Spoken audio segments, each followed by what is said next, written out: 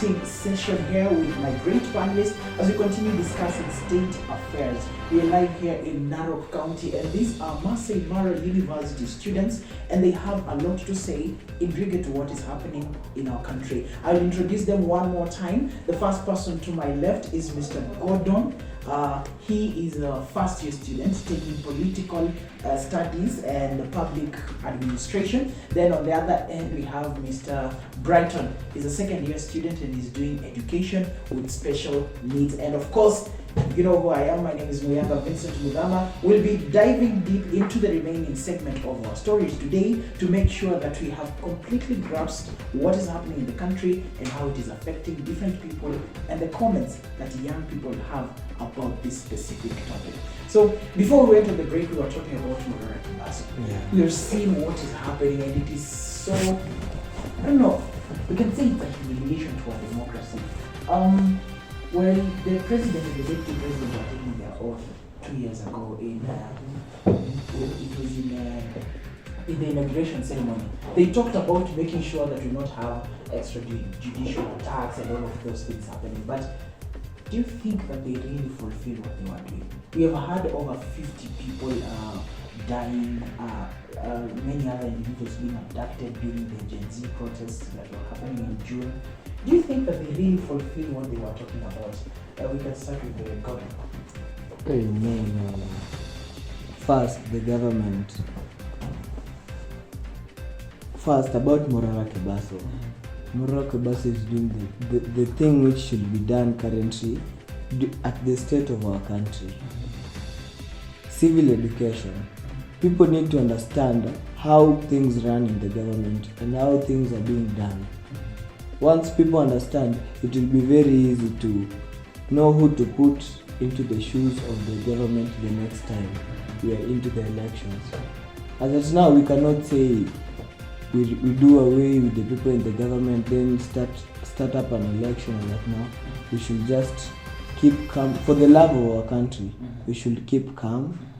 We should get the civil education, but not to be used at the moment. We should understand the bad voices for our leaders as at now, so that when it comes to 2027, we know how to put the right foot forward.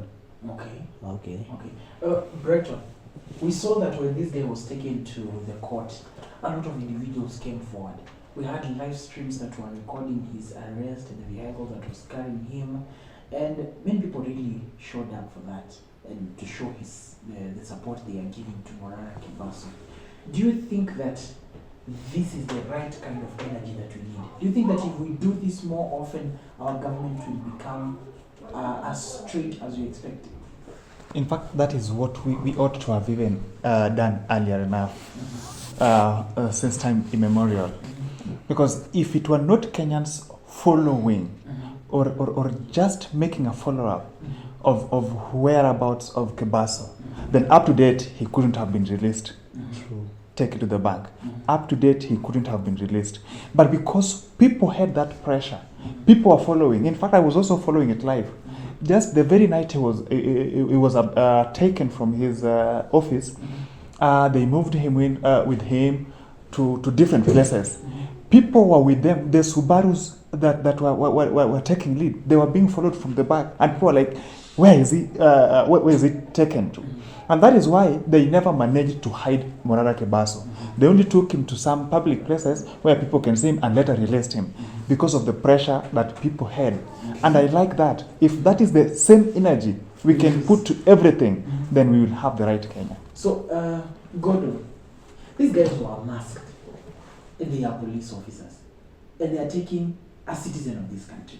Actually, a very young man. The guy is I think he's in his early 30s, sure, late 20s, somewhere around there. What do you think about this? These are police officers. They are coming to take a citizen of this country, and they are masked. Even that was what we saw happening during the Gen Z protests.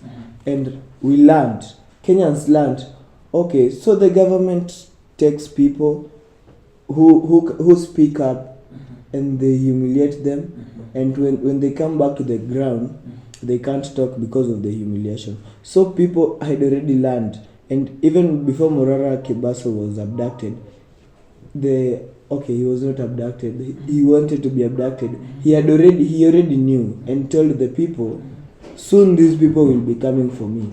And so as they will not come for me, we need to be strong.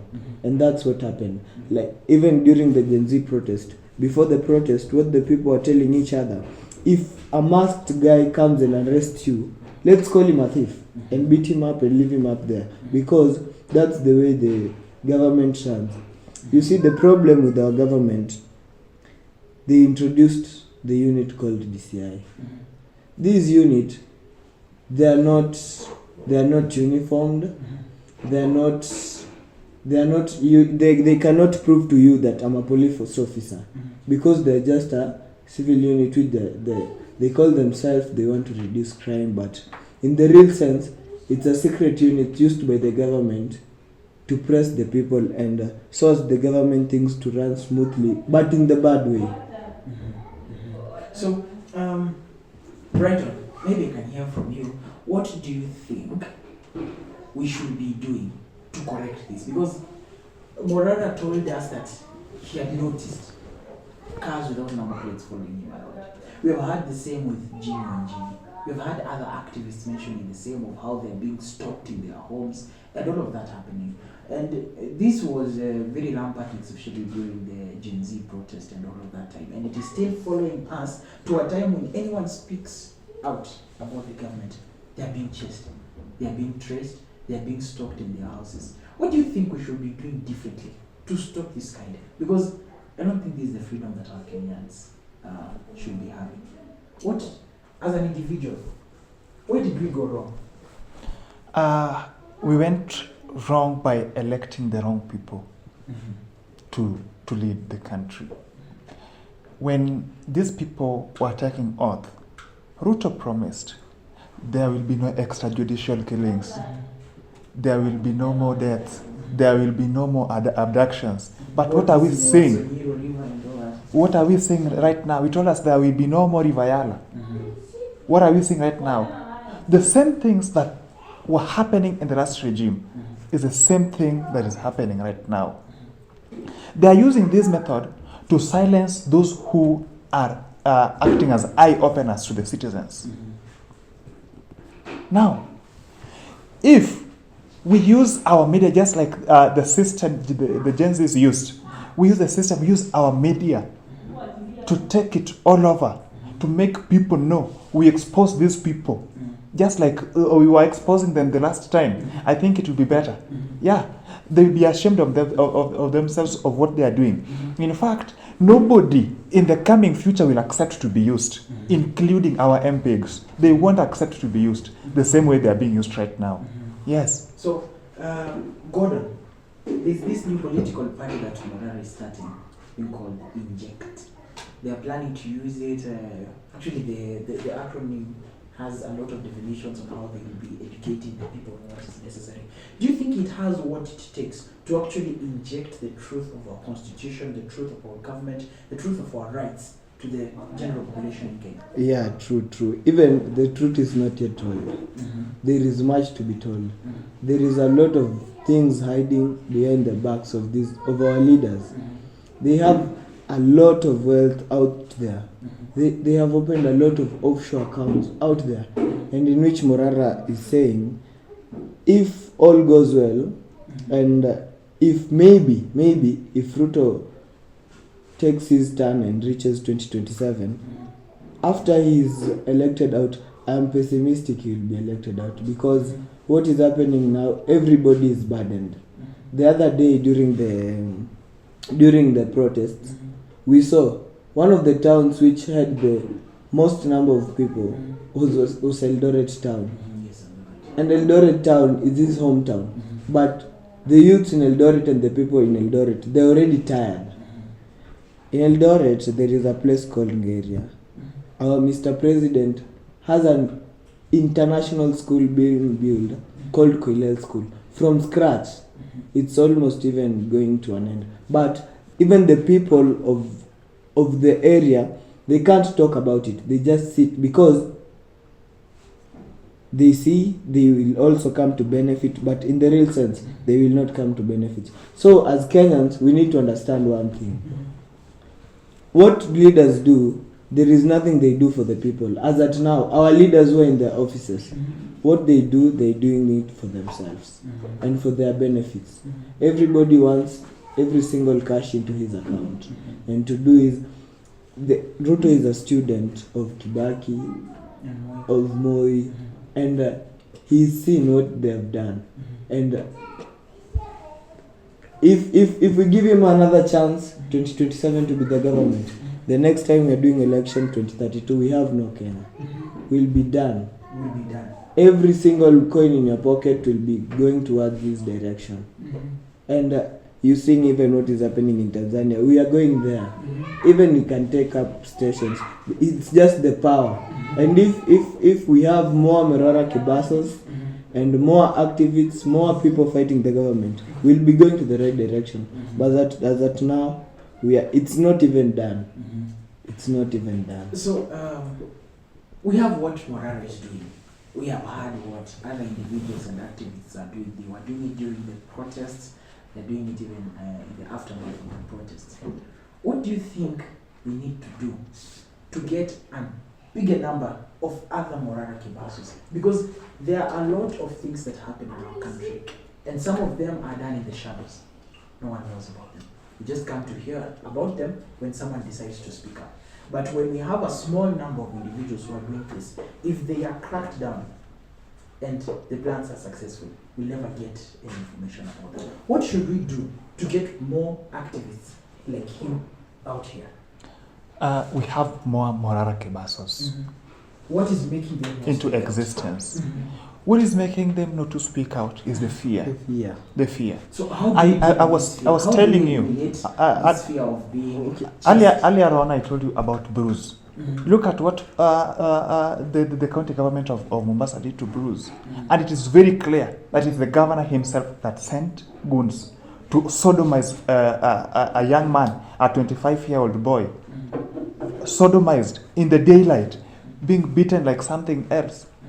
And then you are left there, dumped there, without anything. So, if somebody says that if that is what is done to that person, what about me? I will go into dark. I will just say no. Let it be, let it be, and then I go into silence. I just say no. Kenya is bigger than me. I'm just an individual. Yeah. So what are we not doing right now to get more of just these people with the kinds they need? just Because another example. Bruce was one of them. There was this one from Meru. You remember the story? Yes. He had exposed something about the government of Kawira and Yeah. all of that. Yeah. We have also had the one from Kisii area. These things are happening a lot. There's so many reasons that are being piled up for us, for individuals and activists not to speak out. How do we cut this once and for all? Civil education. And people need to understand we are the people. We are the one who make decisions. They are our leaders. They work for us. That's something people need to understand. But the problem is people have already been sold with fear and the power of money. And the people in the government have money. Even, I can assure you, even today people are sad about Rigiji, about this government and what is happening. But come 2027, okay, Kenyans are not better off. Many Kenyans eat from hand to mouth. And when it comes to that time of elections, and they are being given goodies and being smoothened, and I'm very optimistic that we'll just come back to the same problems the next time after elections. My friend Gordon. Because Gordon, if you say that people are very sad with Rigiji's impeachment, I think then such a person is losing direction. Nobody should be sad about it. In fact, we should be more happy that they are living one by one. Let me tell you. If it goes if it's regarding Gachagua today, then tomorrow it should be another person. Why am I saying so? As at now, he's acting like there are some sympathy he is seeking. Look at this the style of campaign Ruto used. What did he tell Kenyans? If just Asla that bottom up. kama wewe ni mtu wa pikipiki, nitakutoa kwa pikipiki nikuweke kwa probox. Kama wewe ni mtu wa probox, nitakutoa kwa probox nikuweke kwa TX. Unaelewa? Ngoja kidogo. And then just in a nutshell, Ruto told Kenyans, ama aliambia wanawake, let me use this weird example, nipe hii kitu nitaingiza kidogo tu. Si naingiza kichwa pekee yenye hayumizi. But what did he do after getting into the government? Ameingiza yote. Kwa mama wanaisikia hiyo uchungu. If we allow Rigathi Gachagua not to be impeached because of the sympathy that he is seeking right now, that he must fall with Ruto and whatever those people are doing, what no, that is a very wrong reason. Okay, let me tell you, Brighton. The moment Rigathi Gachagua is impeached, this is Kenya. It's a dark soil. Rigathi Gachagua was not voted in. Nobody went to the ballots and read the name of Rigathi Gachagua. Rigathi Gachagua works for the president. They work with the president. They are a government. It's an executive. It's them who. So even I don't even feel nice when I see Rigathi Gachagua sitting in parliament trying to answer questions which he should not be the one to answer the questions. They are with the president. They are one with the president. So, God, there's something I want us to get here.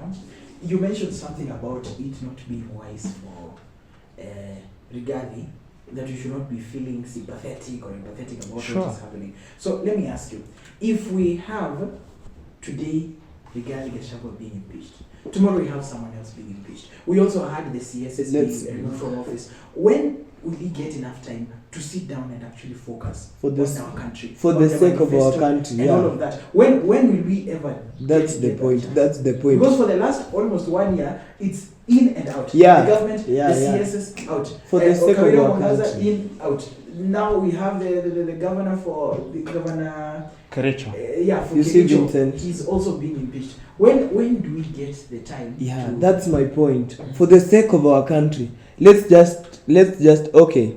You've said Ruto said wacha niingize kidogo, lakini ameingiza yote. So let's just say, for the sake of our country, manze, for the sake of our country, let's just let them finish their term. They go home, both of them. Now, because if we say for the sake of our economy, economy, if we continue with this story of in and out, the Gen Zs, the impeachment of who, we'll never focus on our economy. So Gordon, let me add. And our economy as at now. Let me ask you something.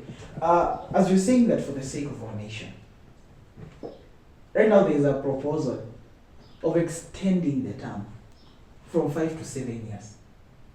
Don't you think that if we are too timid, that if we decide to wait it out, that we might get into deeper problems? Because if the term goes now to 7 years, and these are only 2 years, Kawira Mwangaza has been impeached 3 times. The one for Kericho, this is the first time.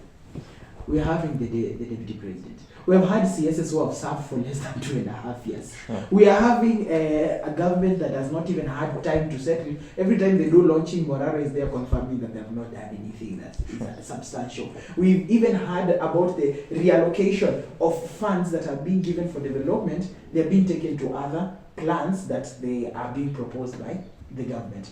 If we decide to go with your own thinking of waiting it out, we allow you to go for the sake of our country, when will we stop? Because right now, if that proposal goes through, we'll have an extra 2 years. Okay, let me explain to you something. It's very important. We have a country which is being run by goons and cartels than us not having a country. The moment that thing is going to happen, that we are thinking, all of us are thinking, there will be no Kenya. Kenya will burn down. All of us, even let me tell you, I'm certain if Rigiji will be impeached, it's not gonna be business as usual. Okay. It's not gonna be business as usual. Let me hear from our friend Brighton. Let me ask you, do you think we value the people of Mount Kenya too much? Before I answer that, let me say, it ought to have been wise enough if Ruto started with dealing with matters of corruption in his first year in the government. How can Ruto deal with corruption yet he's the most corrupt? So he could have fought corruption. One, he could realign everything. If there are issues like in the NHIF sector and other sectors, he was to get out all the corrupt people, all the corrupt deals, and then get new people who can handle that issue, but not like shifting our focus from NAIF to SHIF and whatever. Now, but that one, he forgot to do it. And he's also corrupt, just like those people who are there. So he can't deal with it right now. But now, if he says that we just have a nation led by goons, you know, we are the people suffering at the bottom here. But people on the table are discussing. And right now, they are discussing about 2027. They are discussing about 2032 politics. They are not discussing about Mwananchi, the common Mwananchi. They are not discussing about Waingo here and Wanjiku here, down here. They are discussing about how their stomachs can get full. You get me right? So let me ask you. There's something that Gordon has mentioned about Rigath's impeachment. He says that business will not have business as usual if Rigathi is impeached. He comes out of office. Some of the claims that are being tabled about Rigathi is his accumulation of wealth. Ridiculous amounts of money have been mentioned with him, and yet in his own terms, he says he had that wealth even before he got into the position of the deputy president.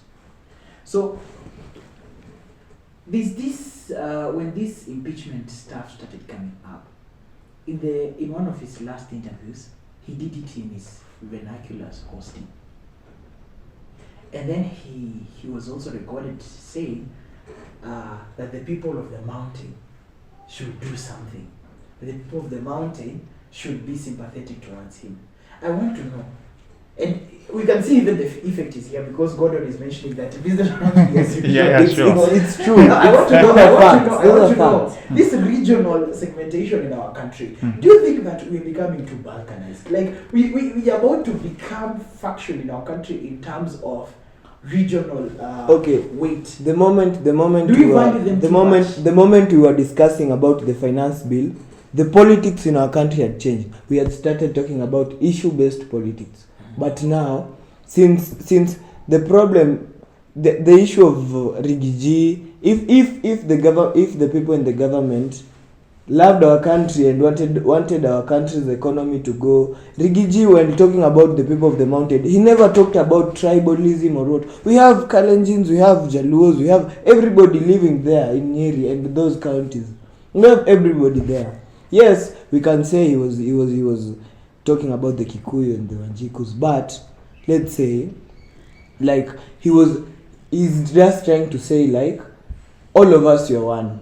Okay, we could have just take it like that and leave it at there, because the moment you see what Ruto is trying to do is what Moi did when he impeached in 1984. He impeached his deputy while he was abroad. He had gone on a weekend to an abroad country. Then his deputy was in Karatina. Then he spoke in vernacular, just like Rigathi, and said that Moi never used to call his wife the first lady, but that deputy that time said my first lady. Then she was speaking in vernacular. Moi, the moment he landed, the deputy was impeached. Leave even this one for Rigathi, which is taking time. That one was instant and constant. But as we all know, Moi used to do his things as Moi did. So that story. At that time, we didn't have Morara Kebaso. We didn't have any person who could tell the people, like, no, we should not do this way. This person should not go because of this and this and this and this. Less individuals like Raila. Yeah. So there's something that is aching in my head. As much as we have the statements on what Rigathi says, he has said them for a very long time. And you've seen how dynamic the political space is. When he was getting into power, he was insulting his former boss, Uhuru Kenyatta. Then right now, he says that it was not wise of him to talk badly of a fellow brother. All of these are just playing around in one region of segmentation. I want to know, are we valuing this single region too much compared to others, especially in such a fast-paced world where everyone is woke? You see, a lot of people are doing a lot of research, a lot of people are posting what they are seeing everywhere. Are we valuing these people excessively? Okay, even you can look even at the allies of Ruto, those ones who, let's say, know how to play the political cards.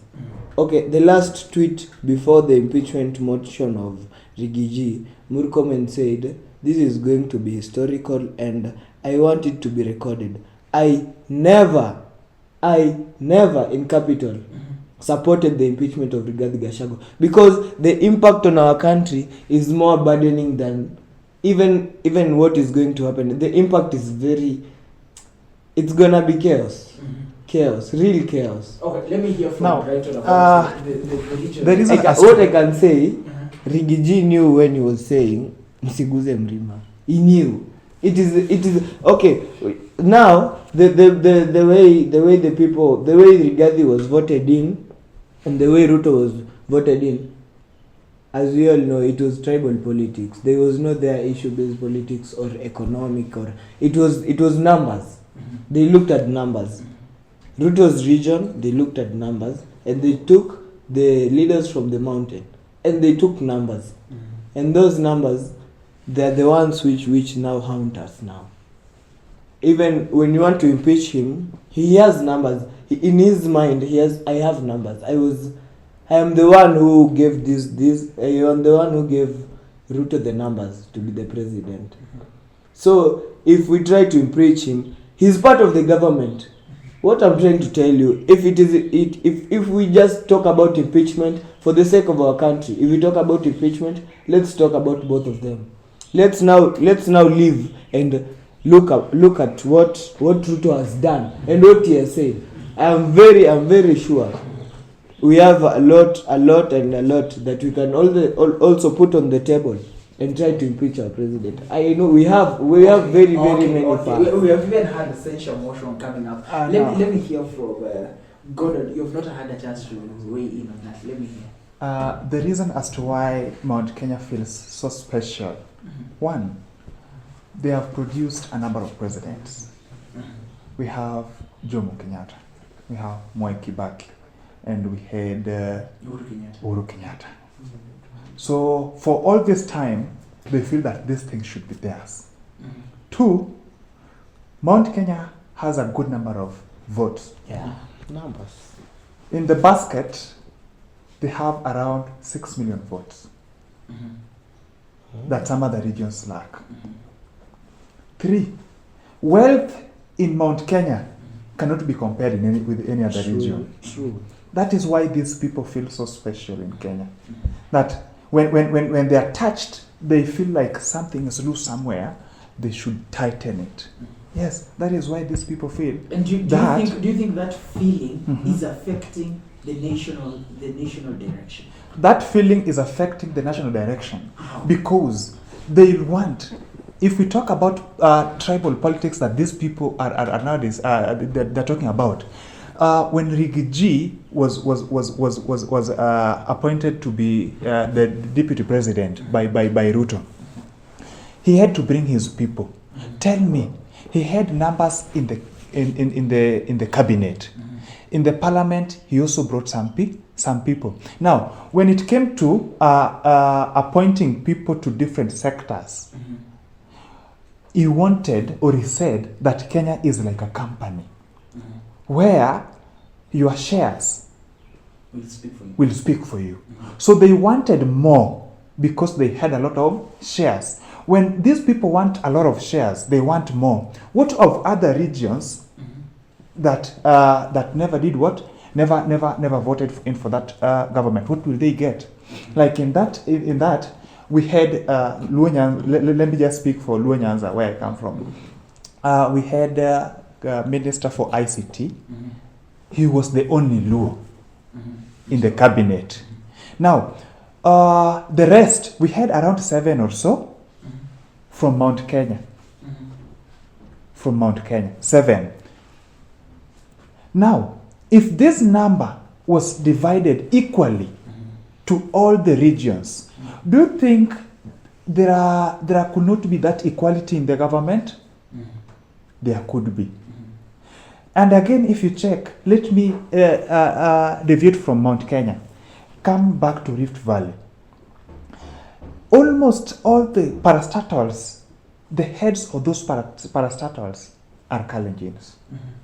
Is it true or not? It is true. Very true. Very true. So you look, or you can see on what tribal politics is doing for us. Yes, it is leading us to the wrong direction. Because if we talk of equality, then coastal people should get something. So, Okay, let me add on this point. Before you continue, this is the kind of information that everyone needs to have.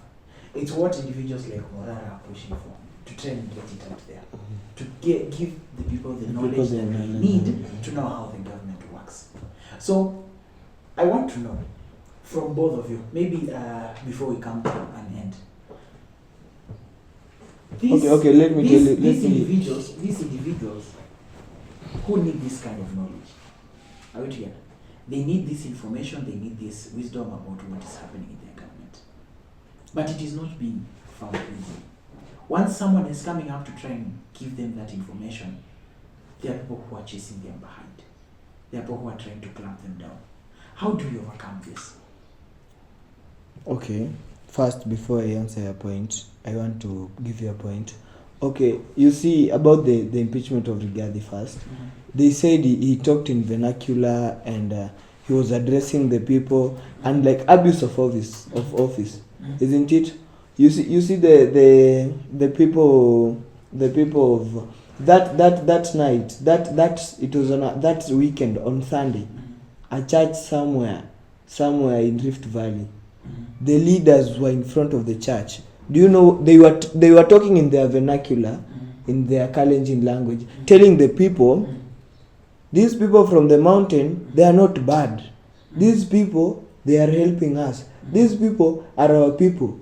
What we don't need, we just need to remove this Rigathi Gachagua and put another Kikuyu leader there, and we continue with the story to be the same. You see? But even if you see those people who are there listening to those leaders at that church, they just want some tips from those people after the church, and they leave, and the story is done there. So Gordon, we saw during the Gen Z protest that this was a very united front. We were fighting for something that all Kenyans are in need of.